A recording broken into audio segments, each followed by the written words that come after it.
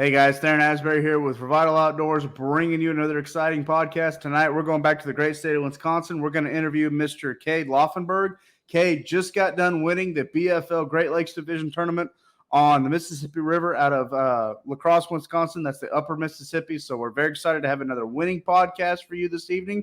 Before we get started, Revital Outdoors is very excited to announce we are still accepting entries into our $2,500 sweepstakes giveaway. You will see the rotating banner below throughout this video. Hit that link at the top of the description right below this video. It takes just a few seconds to enter into our giveaway. Again, this is a $2,500 sweepstakes giveaway. We have great partners in on this, such as Flambeau Outdoors, Costa Del Mar, the Rod Glove, Seaguar Line, Lou, Strike King, and Tackle Warehouse. So this is a giveaway that no angler wants to miss, but be sure you hit that link and enter into that giveaway. Also, check us out on Facebook and Instagram. That's Revital Outdoors. Subscribe to our YouTube channel if you haven't already. That way you get notified when all of our content is dropping. And if you've never heard of Revital Outdoors, we're a premium CBD company. We offer premium CBD products to all the outdoor enthusiasts out there. So check them out on our website. You can purchase them directly off our website as well. That's revitaloutdoors.com. That being said, let's go back to the great state of Wisconsin, the Great Lakes Division, the BFL Division. Mr. Cade Laufenberg. Cade, how you doing this evening, bud? I'm doing pretty well. How about yourself? I'm doing great. Well, man, let's get right into it. First and foremost, congratulations on your victory this last weekend. You walked away with your 6th BFL title. Really cool to see you walk away with it. You know, looking at your platform on Major League Fishing and social media, you've had a phenomenal career as a weekend warrior and with the BFL series. So let's just talk about it, man. How were you able to secure that 6th victory this last weekend? What's going on in the upper Mississippi right now? And what unfolded for you in the tournament? Yeah, so basically, the way the weather was shaking out, I knew that there was probably going to be some fish spawning, some that were getting done spawning and some that have yet to spawn. So I kind of developed a strategy based on that fact. And what I was focusing my whole tournament on was I had this giant school of pre and post spawn largemouth on a drop with some current on it near a big spawning flat. And my whole plan was going to be, I'm going to run to that spot first thing in the morning. Me and my co-angler are going to both stack them. We're going to have like 12 to 16 pounds each easily. And then I'm going to run and pick off smallmouth on various, multiple locations around Pool 8. I was just going to run and gun and just, there was places where I knew there was 2 or 3 fish here, 2 or 3 fish there, and I'm going to go catch every one of them. And I figured that was going to be a really good 2-prong approach to catch a 17 to 19 pound May bag here on the river. But unfortunately, on tournament day, I had a pretty bad boat number.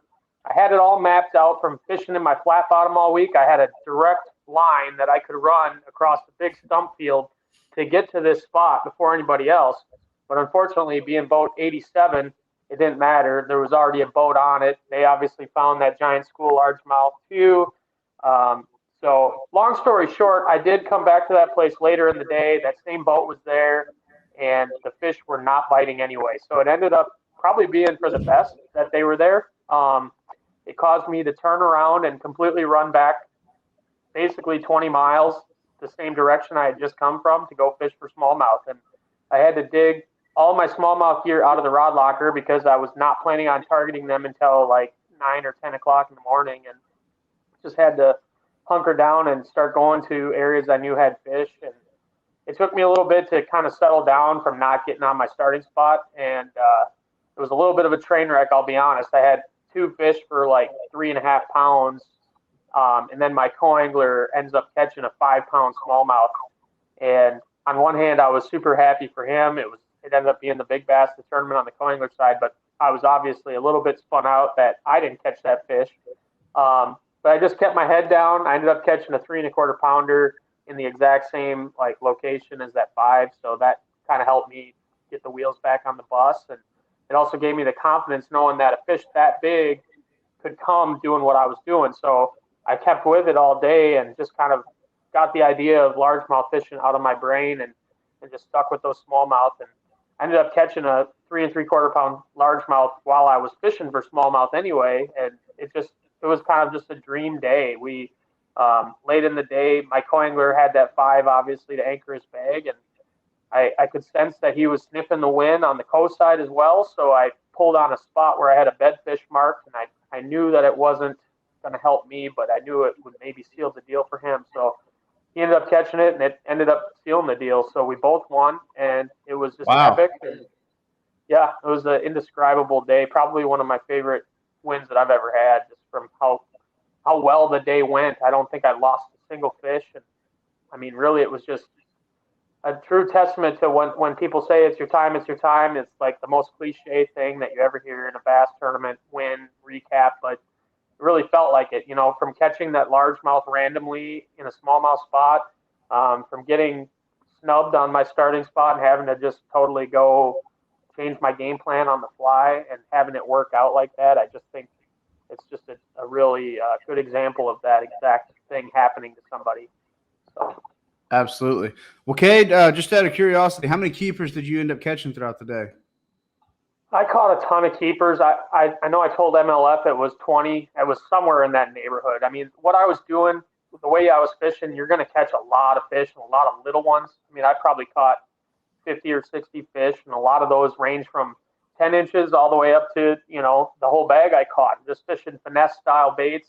Like I said in the recap, a Strike King Rage Menace Grub, green pumpkin on a little 1/8 ounce jig head. The Strike King, I think it's their net head, just an 1/8 ounce jig head. And open hook, you do get hung up a little bit, but I really like when I'm throwing it on a spinning rod, I can lean into those fish, and my hookup ratio and land ratio is really good. So I just kind of try to keep it up off the bottom just a little bit and kind of just swim it around in areas where I know there's fish spawning or pulling up to spawn, and it gets a lot of bites. So you do catch a lot of those small ones all the way up. The biggest fish eat it and the little fish eat it. You just catch everything. So.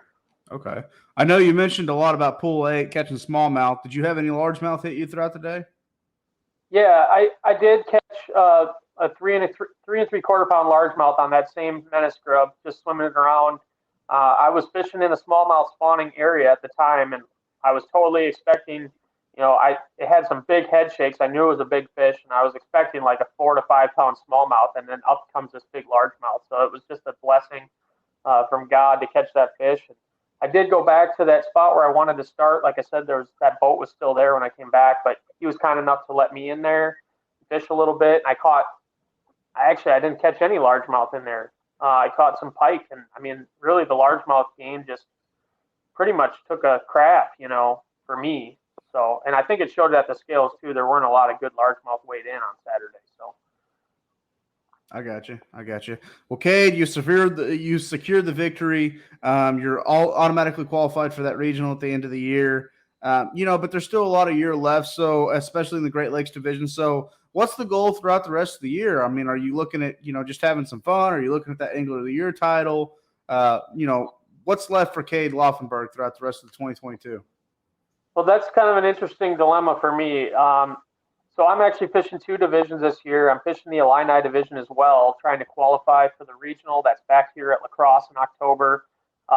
And that's off to a good start. We've had one tournament. I got 12th place down at Shelbyville Lake. The next tournament in the Illini division is on the same day as the next tournament in the Great Lakes division. So clearly I have a decision to make. For me, it's an easy decision. I'm going to the Illini tournament.